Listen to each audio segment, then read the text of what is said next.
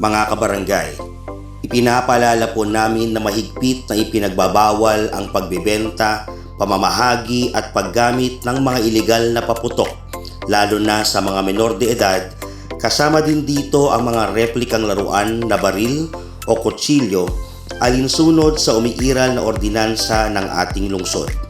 Mga epekto at panganib ng ilegal na paputok: malubhang pinsala sa katawan tulad ng paso, pagkaputol ng mga daliri at pagkabulag, trauma at takot lalo na sa mga bata, matatanda at ating mga alagang hayop, pagkakaroon ng sunog at pagkasira ng mga bahay at ari-arian, posibleng kamatayan sa malulubhang insidente, babala sa mga lalabag.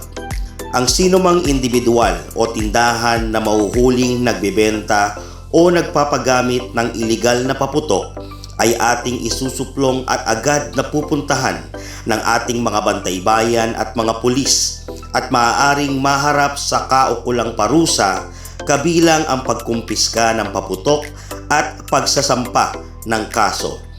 Hinihiling po namin ang inyong pakikipagtulungan sa paggabay at pagbabantay sa inyong mga anak. Turuan natin silang ipagdiwang ang selebrasyon sa ligtas at responsableng paraan. Para sa anumang impormasyon o sumbong, makipag-ugnayan lamang po sa Barangay Hall o tumawag sa 8897-5384 o mag-message sa ating Barangay Singkamas Facebook account.